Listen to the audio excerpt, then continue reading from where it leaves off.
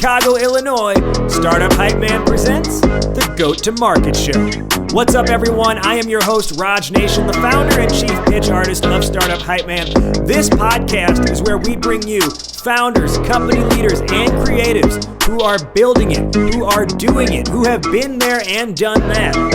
And they pull back the curtain on their go-to-market strategies so that you can build a venture that you love and become the GOAT of your industry.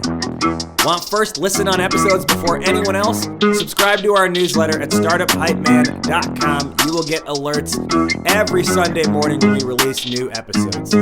All right, let's hear how today's guest is becoming the GOAT. Ladies and gentlemen, making his way to the microphone, originally from London, England, and currently residing in Dubai in the United Arab Emirates, he is the founder and CEO of Cheeze. Please welcome Simon Hudson. How you doing? The most chill response to that. I wish every call started like that. That's cool. I'm going to give some tips to fellow colleagues on the call. That's awesome. Nice to meet you. How's it going? It's going great on my end. Great to have you here. As I mentioned, everybody, he is Simon Hudson. He joins us today on the Goat to Market Show. He is the founder and CEO of Cheeze. What is Cheeze? Well, it's an app for the creator economy, letting photographers mint their photos onto the blockchain. They can have more ownership over their work and they can control their narrative as a creator. Cheeze is bringing their product to market, currently in a public beta. They've already raised $2.5 million in a pre-seed round. Simon himself, in just not that long of time, has had a really good track record of bringing A-plus people to the table in support of Cheeze. And that's why our topic today is attracting big name A-plus advisors. Simon, once again, welcome to the show. Why is this on your mind? Why is this important to you? Well, firstly, thank you for having me. And again, thank you for the awesome introduction. To be honest with you, I think in any business, whether or not you're a startup or a fully fledged company that's been around for many years, minds from the experts and people that have been through this before are always great to lean upon. And I think that one of the best inspirations I get and the biggest learnings I get is from listening to audiobooks through travel or reading books when I'm gone in my spare time. And I find that these books I read through how companies started always help me learn and understand. And the ones that I really get inspired by, I reach out to the authors and ask them if they'd like to join Cheeze. And that's basically kind of how it happens, really.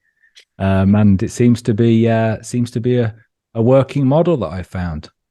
We're going to dive a whole lot more into that because what he's kind of casually glossing over is he's brought on Guy Kawasaki, Marc Randolph, co-founder of Netflix, Greg Hoffman, who was part of the original Nike team.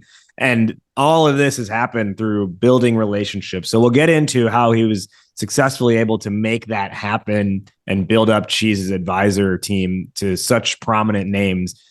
Before we get into all that, let's learn a little bit more about Simon. Now, Simon, you grew up in London, you live in Dubai, you have had a lot of world experience, but I think probably the majority of at least your professional career has been spent in Dubai. What would you say is like the hallmark characteristic of Dubai's startup or tech ecosystem? I think that, I've been in Dubai now just over 13 years. I moved here through friends I had that had originally moved back in mid to late 2000s. And I believe that Dubai is a city built by an entrepreneur for entrepreneurs. And when I first moved here, things weren't that easy. You still used a paper check, well, you still kind of do today. Things were very hard to try and get done. It took a lot of persistence and a lot of tenacity to get things done at times. The same as when you're in a startup, you need to just keep pursuing. But if you look at what the city has become, I believe it's been ranked the cleanest city in the world. Dubai Airport is the busiest airport in the world. Their passport is one of the strongest. And I think that when you're surrounded by people who run a country and you live here, you can really learn a lot. And when all of that's taken care of and it works, you can get on with the rest of your job. I mean, I do a lot of travel. I think you mentioned that. And I can get from my apartment to the check-in desk at Dubai airport through security, all within 30 minutes. From getting into the airport to actually getting into the lounge and at the gate is no more than 10 minutes. And when you remove all of the headaches of airports like in LAX or in SFO or London Heathrow, you can wait longer in the airport than you've been on the plane. And sometimes that just puts you in a bad mood and the frustration kicks in. When you remove all of those, you really can get down to work. And I feel very lucky and grateful to be here. I have a little girl who's 7, and her life is now here, which is a wonderful life. It does get hot in the summer, but other than that, Dubai is a fantastic city. We have a common connection point that I don't even know if you realize, and that is affiliation with Startup Grind. So I learned through doing some research that you used to run the Startup Grind Dubai chapter. I currently am one of the co-directors for Startup Grind Chicago's community. What was your experience like running Startup Grind Dubai, and what sort of, in bringing, I guess, that community to a new city, what would you say you learned about the networking there and the ability to establish something new there? Well, I mean, first point to note is that Derek is actually a fantastic friend, and he's also on my board as well. How about that? CEO of and he's referring to Derek Anderson, the CEO of Startup Grind. Yeah, so Startup Grind for me really started back in 2011 when I was currently working for Groupon, the daily deals website, and had an idea to start my own business. I just moved over from London, where there was a startup community that was quite active. In Dubai, it was very difficult. There were no co-working spaces. There were no meetups. It was very new, and the kind of urban cafe style didn't exist. And reading TechCrunch one day, I stumbled across Startup Grind's events, and I thought, this is awesome. We need this here in Dubai. So I reached out to Derek, and at the time, one of his colleagues was helping me get the city set up.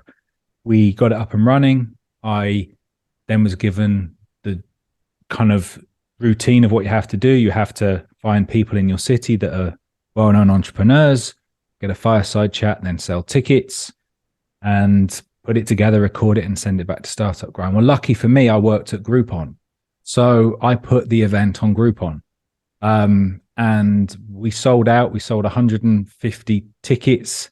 They were like $100 each. It was the most, and I think probably to this day is the most revenue generating event that happened. Yeah, we do like $15 tickets for our events. Yeah, you had food and everything, and I think we were the 8th city. They're now in like 100,000 plus cities around the world, maybe more. There's 600 around the globe now.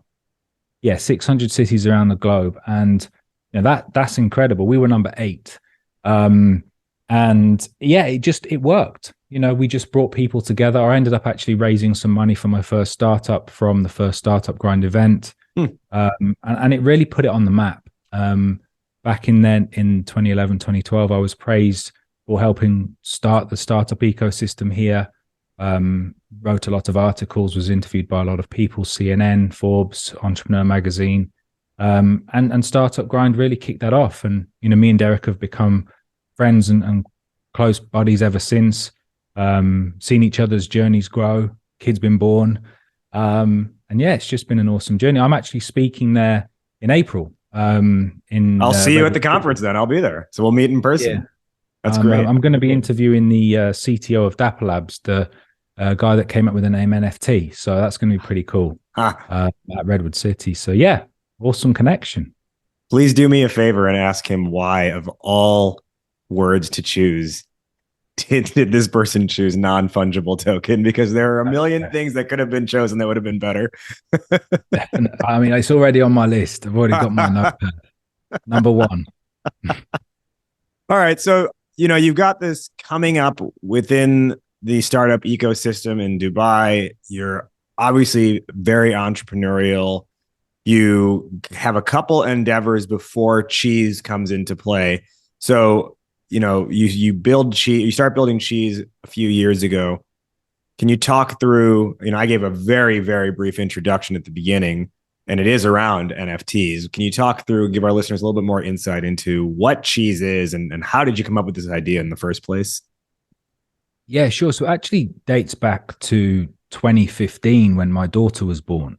And back then I used to run a digital agency, which was called Brandster. It was an API agency that connected brands and social media companies and dovetailed them together. One of the big products we had was the use of a camera, where you could trigger a camera using tweets or Facebook likes, and it was a really popular product that we were selling. Unfortunately, in 2017, we got hit by Cambridge Analytica scandal, and that company started to suffer because all APIs were shut off. But one of the main features we had was this product to be able to share photos in a organized manner. So if you imagine like a dovetail between Slack and WhatsApp, when you have a child and you have relatives that live abroad, you're constantly sharing photos in iMessage or WhatsApp, and it's just a linear feed of photos, and there's no organization. You don't know what you've sent. So one of the products I said to the guys who we had at the time was like, could you try and build a prototype for this problem I have with my daughter and my family trying to solve these problems with the photos? When in 2017, a company started to suffer, I basically jumped on a plane to San Francisco. I was at the Startup Grind conference, the global conference. And after the event, I went down to the Palo Alto Apple store. I went in there to go and try and buy some AirPods. And I was talking to the store manager there, and he said, "Why are you here? What are you doing?" And I just said, "I've got this app. I'm just trying to meet people and show it to them." And he turned around and said, "Well, I don't know much about apps, but my friend does. And, if you've got time, maybe you can meet him." And long story short, I went to Menlo Park to Stacks, sat down, and in walked Guy Kawasaki. And the guy's friend at the Apple store was Guy Kawasaki. He sat down and shared some pancakes together, had some coffee. I showed him what the app was, and he said, "I have this problem as well with my family." And if you fast forward a year after that, we then in 2018 presented version 1 of Cheeze at Startup Grind event in Redwood City. That was the first iteration of Cheeze back in 2018.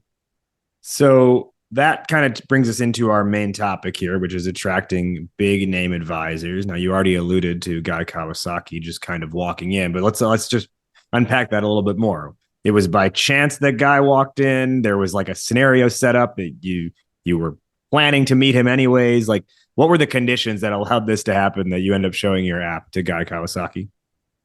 It literally was nothing more than being in Silicon Valley, in Palo Alto, in the Apple store. Being a big tech nerd and an Apple fanboy, I wanted a pair of the Apple AirPods, the first version, and they weren't available in Dubai. So I walked into Apple store, talking to somebody who actually ended up being the store manager, a guy called Bada. He's originally from Turkey. We just got talking. He said, "Oh, where have you come from?" I said, "Dubai." And we just stood talking for about half an hour. I showed him the app, and then it was he who said, "Let me text my friend." And the person he texted was Guy Kawasaki. And that's basically how it came about. And having met Guy and sat down with Guy, we hit it off. We really got on well.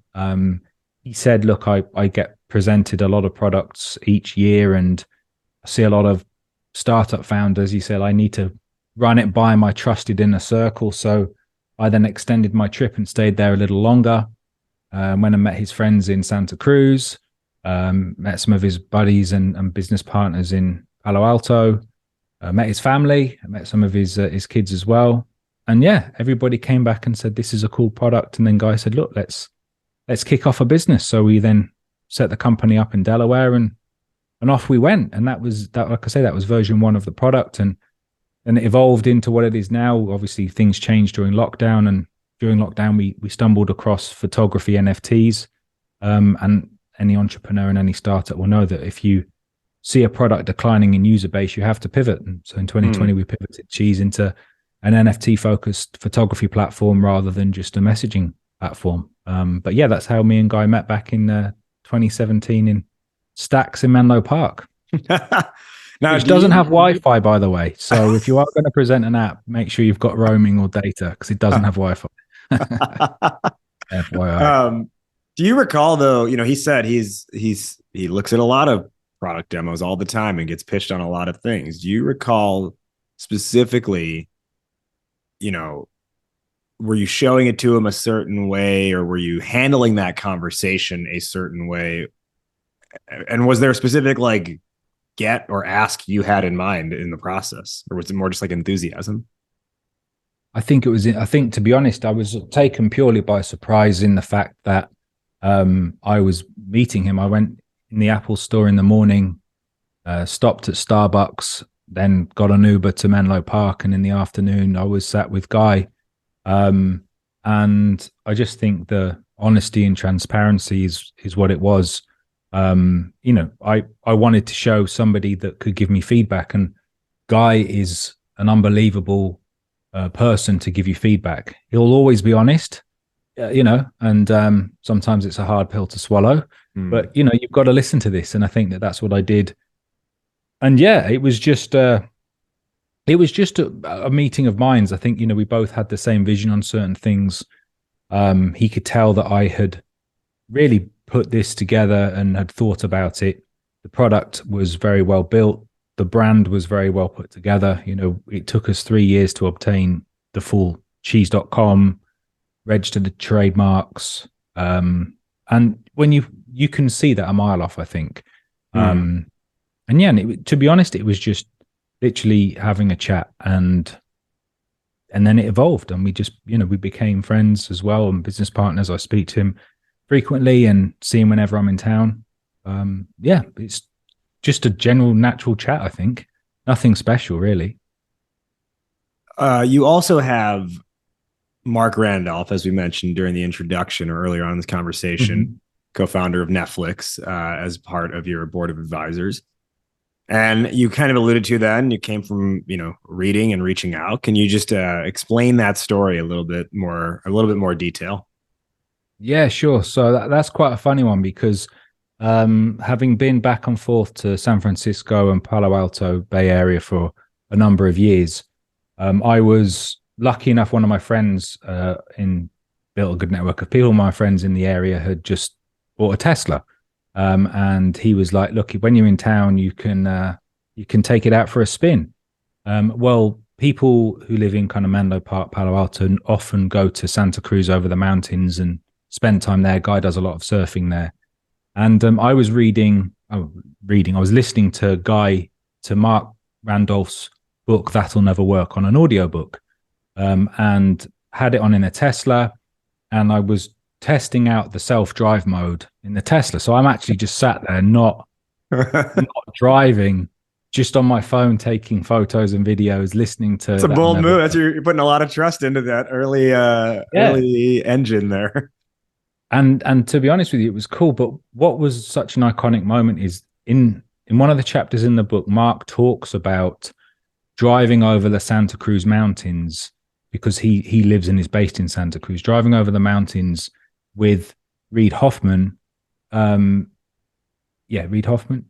No, Reid Hastings, sorry. Reid Hastings, who's the other co-founder. And the exact point I was traveling in the Tesla, the book was talking about him traveling the other way. And so I just was like, this is a crazy, iconic moment. So I simply sent him an email and I just said, look, I found your book super fascinating. Had to just say this, what happened to me about an hour or so ago. And it turns out that him and Guy live very close to each other, but had never met. And he said, look, I love the fact that you've got Guy on board. If you don't mind, would you mind introducing me? So I introduced then Marc and Guy together. And then off the back of that conversation, 2 or 3 months later, Marc then ended up investing in the company. And then a year and a half later, I had a change of the board. We had some people moving around, and I then invited him to join the board last May, and he said yes, and he's now on the board alongside me, Derek, and Guy, which is awesome. Now, that email that you sent, first question, did you thumb it while you were in self-driving mode in the car? No, I did. Okay. I actually sat in. I was actually sat waiting to meet Guy we go to this place in Santa Cruz called Cat and Cloud, where they do an amazing lemon and banana cake. So I sat eating that, drinking a cappuccino, and I wrote it in the coffee shop. Okay. So interestingly, like, you essentially wrote a piece of fan mail, right, to Marc. Essentially, I think that I never really, my intention when I email these people is never really to ask. I'm not asking for anything. It's more that I always think if I was in the position of having spent hours and hours writing a book and recording a book, and Marc narrates the book too, it's a lot of work. And I know when I put a lot of effort into shareholder reports and things, when I get responses from people, it just means a lot. And I think that you kind of just respect the fact that anybody can do that, but not everybody does. And it was just simply just to say, look, this was such an iconic moment for me and one that I'll never forget. And just thank you for writing such a great book, because it genuinely is an amazing book. And at times when you're an entrepreneur, you often have doubts in your mind. But if you can think to yourself, well, okay, Netflix is what it is now, but at one point in time, people had these difficulties. And Marc's such a family man, and Guy's such a family man. And I respect that more than anything, in the fact that, kids and that, if you have them, are priority. And I love the fact that they both prioritize the fact of family. And yeah, just sent him an email to say, thanks for writing a great book. And by the way, I was, in a Tesla at the same place you were about 20 years previous. So that's now, really in that email, then, though, did you mention, hey, here's what I'm building with Cheeze, or did you just kind of like end it at thank you for writing the book, and then he replied, tell me more about yourself? I'll have to check. I think that I mentioned that I was off to meet Guy in Santa Cruz. And I mean, obviously I have a signature with what I'm doing, and in the signature there's like a video and things. But it was more, I think, just, again, as it's always been, about the respect of the book. And books are, they're a startup in themselves. You've got to do them, and you've got to execute. And I think that it was more about that. But yeah, I'll have to check and see how the exact conversation went. But it was more about, I think, connecting Marc and Guy together that started it off. And I think it would maybe be Guy that would have given him more information on what we were doing, as to how it evolved. So funny enough, years back, this would have been in 2016, I believe, I read Phil Knight, the founder of Nike. I read his book, Shoe Dog. Yeah.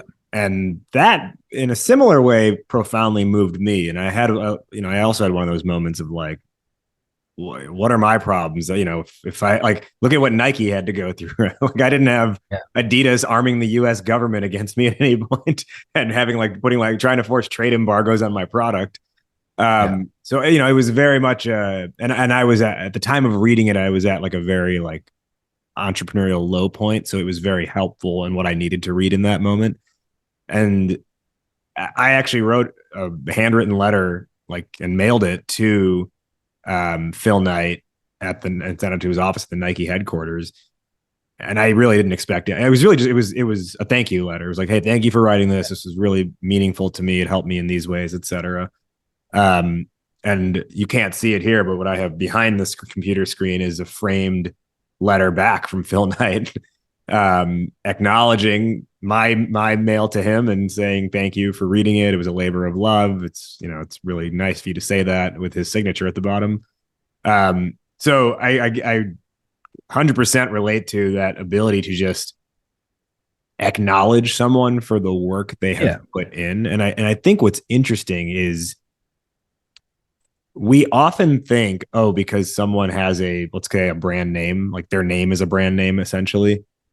We often think that they always hear from everyone.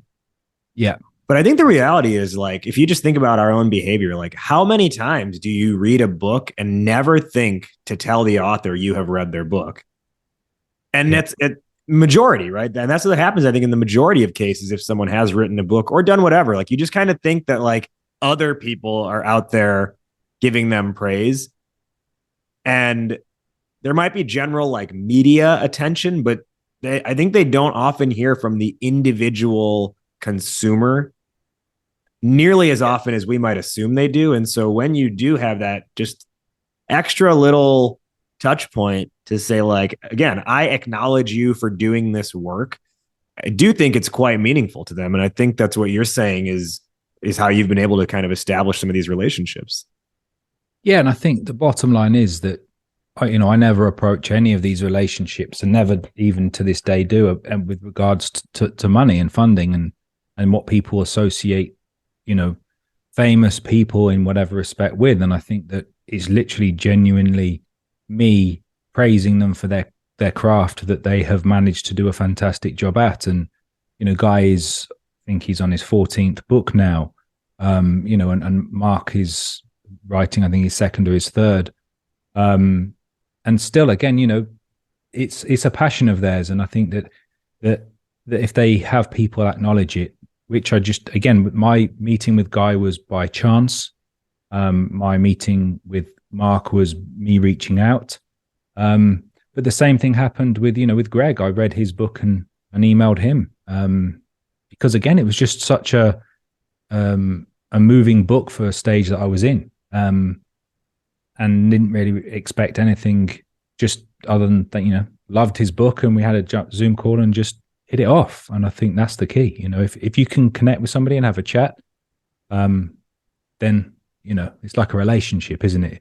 Your first date goes well, you're going to speak to them again. So we're going to expand on that a little bit more, that idea of building the relationships. But first, I just want to talk to our listeners for a moment as you think about this idea of relationship building.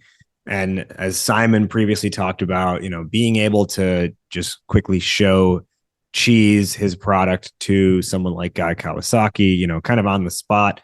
I want to just ask you, where are you at, listeners, in your own product development? Because if you're struggling to get a product off the ground, or if you've got a product developed and you need to start scaling it up, perhaps it's time to introduce a partner into your own relationship with your product and with your community.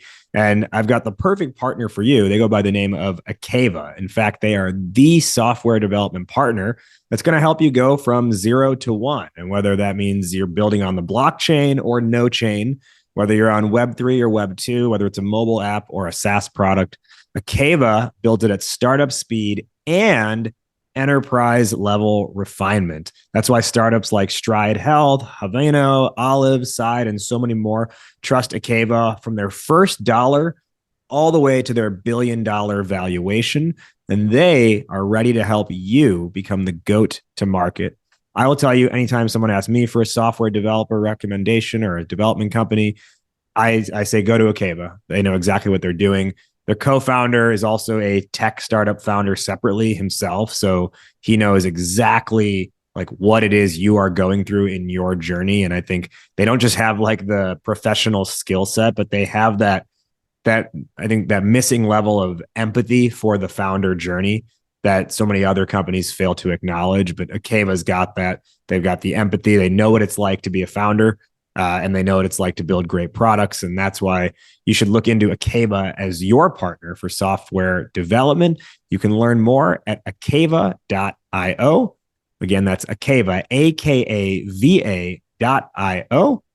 And tell them you heard about them on Startup Hype Man's Goat to Market show.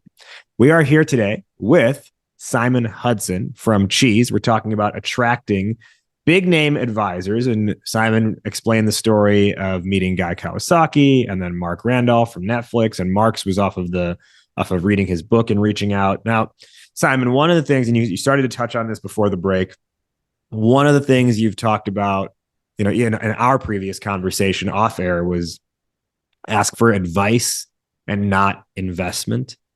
Can you expand on that a little bit more? And why do you think it is that most people immediately think to ask for an investment?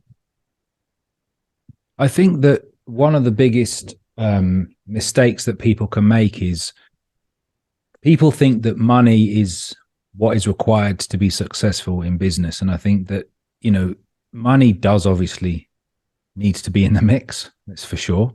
But when you have the money, you also need to be able to know what to do with it. And startups and companies such as Netflix, and me and Marc actually had this conversation not too long ago when we were struggling to raise funding at the end of last year. And I just simply asked him, I said, what's your advice? What would you suggest?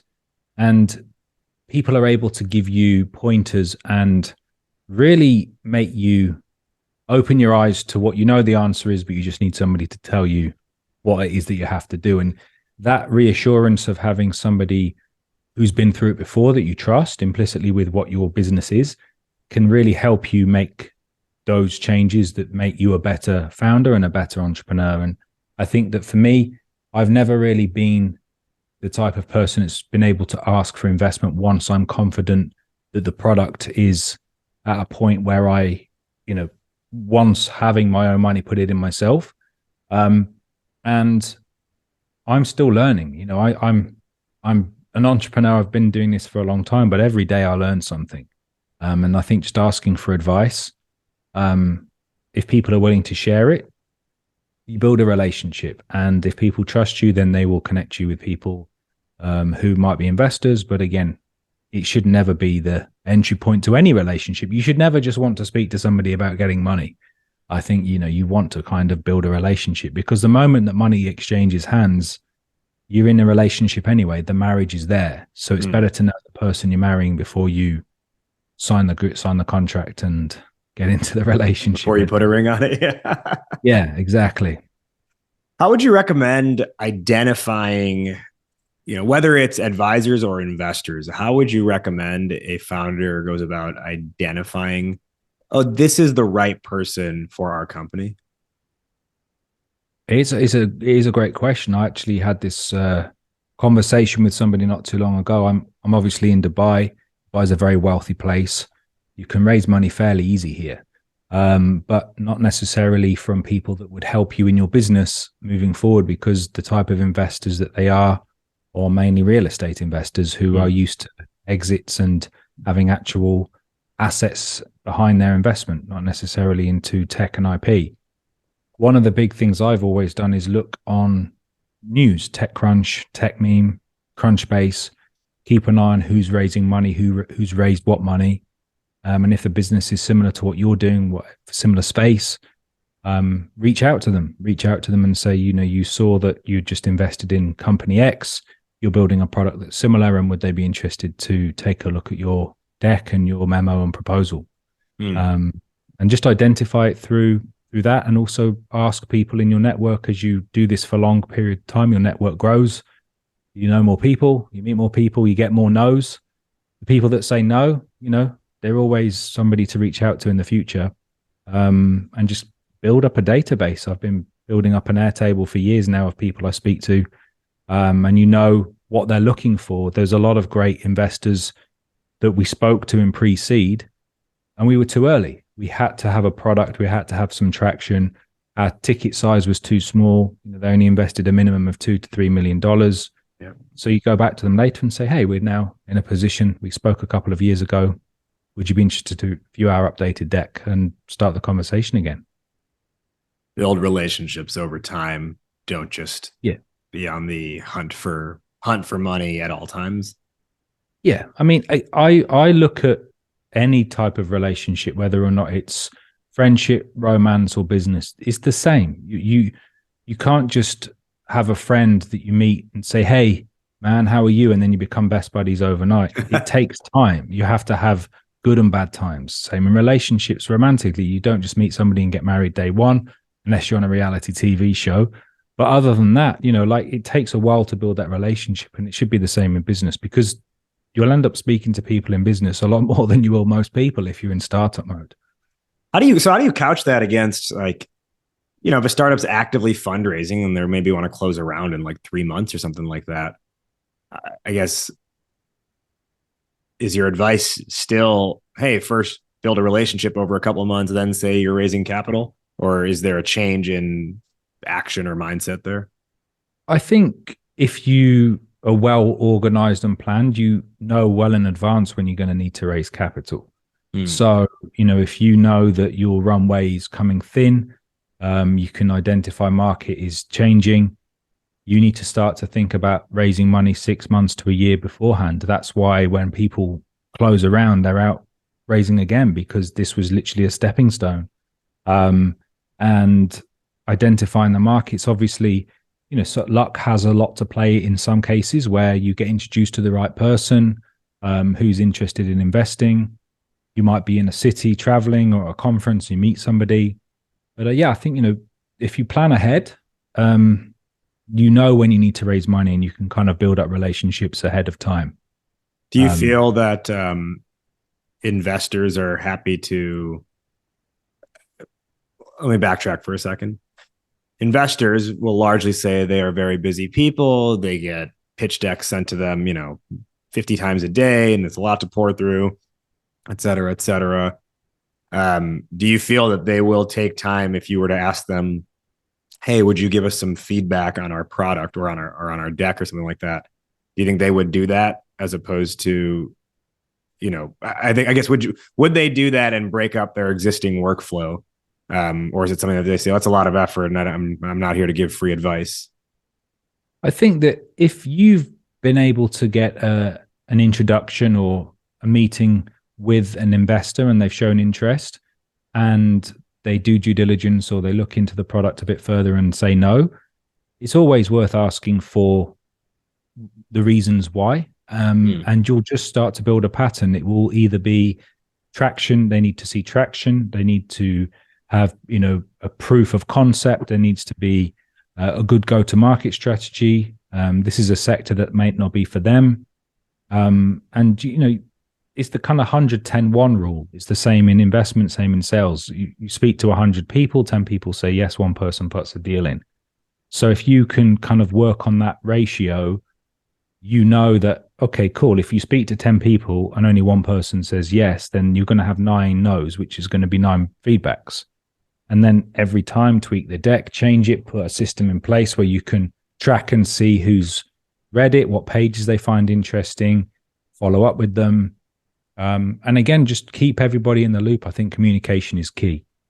Dropping somebody an email saying, hey, we've just implemented AI in our product might be something that they're interested in, or it might just be something you've planted a seed for future down the road. So yeah, I think just ask. Again, the same as everything. Just if you don't know, if you don't ask, you don't know. And that would be my advice for sure. Let's go to our wrap up now. First, where can our listeners find you and where can they learn more? So for Cheeze, it's cheeze.com. That's CHEEZE.com. We're Cheeze on all social handles. For me personally, I'm at Hudson on Twitter. And you can also find me on podcasts like this and just Google my name. It tends to show up. But yeah, at Hudson on Twitter is really where you'll find me mainly. Kudos for getting the handle of just at Cheeze. That seems like it would have been claimed long ago.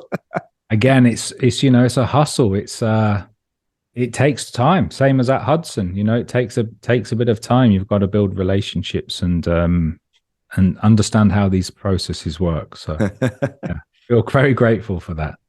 We're going to now do our top 1 or 2 lessons or takeaways for the listeners based on the discussion today. I'll go first and I'll toss it to you. The topic today was attracting big name advisors. And I would say the prevailing lesson I've got out of this conversation is be willing to be in the 1% who chooses to reach out, because the 99% won't. And you may not get it right the first time, but if you keep being that 1% person, eventually you will have the right message to the right person who's going to respond in the right way. Yeah, I agree. I think somebody once said to me, failure is only feedback. If you are told no and you are thirsty enough, it's just a bump in the road. It shouldn't deteriorate you from wanting to progress further. And if you genuinely are all in and passionate about what you're doing, then a no is just a hurdle you need to climb across. And yeah, you're right. Just if you like what somebody's doing, just send them an email or reach out to them. If their email is publicly available, then they want to be contacted. It's very different if you troll people and hound people. I would never advise that, to just bombard people. But it's the same. It's just if you use manners and polite, same as you would be in person, and they want to speak to you, they'll come back to you definitely. It's always nice to be, if you're creating products, to be told that it's helped somebody is always a nice feeling. My final question, which is how we end every episode on this show, fill in the blank, Simon. Entrepreneurship is blank. A journey. Why a journey? Because it doesn't really ever have a start and an end in terms of what you might think. And depending on whatever the journey might be, a journey can consist of a trip to the shops or a flight to Dubai. Every journey has a different duration. And I think that an entrepreneurship entering into that is a journey. And you've just got to be willing to, just to follow the map where it takes you. And eventually, I would say ending the journey becomes when you potentially sell that or get acquired, whatever people dream of. But when you speak to people that have done that, then another journey begins. So I would say entrepreneurship is a journey. Entrepreneurship is a journey. He is Simon Hudson, the founder and CEO of Cheeze. And guess what? He'll be joining us after this episode is aired for the next week inside of the Goat to Market Club for an Ask Me Anything exclusively for Goat to Market Club members. So if you were listening to this and you were like, oh, that I got to ask him about this now, this is your chance. Join the Goat to Market Club. Simon will be doing an all week long Ask Me Anything. You want to ask him about Guy Kawasaki or Marc Randolph a little bit more, or Greg Hoffman. You want to ask him, hey, can you copy paste the email you sent so I know what to do? You want to ask him for fundraising tips. You want to ask him about product development, any of these things, he's community building, any of these things he's got experience in. It is an Ask Simon Anything. So it's all on the table. You want to ask him how he's raising his daughter, you can ask him that as well, I think, maybe. Yeah, you can talk about the good life lessons you're imparting onto her. All of this is going to happen inside of the Goat to Market Club. So the thing is, you got to be a member to join or to participate in this. And you can join at startuphypeman.com/GTM-club, startuphypeman.com/GTM-club. It is free to join. And then it is $9 a month. After your first month being free, you can cancel anytime. So you can stick around if you want, or you could get the AMA from Simon and then bounce before you ever pay a dime. Up to you. We hope you'll stick around, but if you don't, no hard feelings. That'll do it for today on the Goat to Market show. We will catch you next time. And thank you once again to Simon Hudson for joining us on the show today. Thank you. Cheers. That does it for this week's episode. Thank you again to our guest for joining and sharing their knowledge. Did you like what you heard? Well, leave us a rating and review on your podcast app before you head out of here. And while you're at it, who's one friend who you think would find value in hearing today's conversation? Go ahead and share the episode with them. I would really appreciate it, and I thank you for doing that. Remember, we've got more going down with our guest inside Goat to Market Club. Think of it like the after show, the after party, the after hours special. Our guest is going to hop inside the club and do an Ask Me Anything. So you can follow up with any of those questions that came to mind as you were listening. You can follow up and ask them to our guest inside our club. To join, just head to startuphypeman.com/GTM-club. startuphypeman.com/GTM-club. GTM Club is $9 a month, but your first month is free. You can cancel anytime, and you're not only getting the AMAs, you're also getting our monthly strategy drops that are for members only, where we're teaching hyper-specific tactical go-to-market strategies, plus cool member-to-member interactions and other bonus resources. All of that happens inside the club. So again, startuphypeman.com/GTM-club. We'll see you inside the club, and we'll see you next week. But before you head out, remember, why be a unicorn when you can be the GOAT?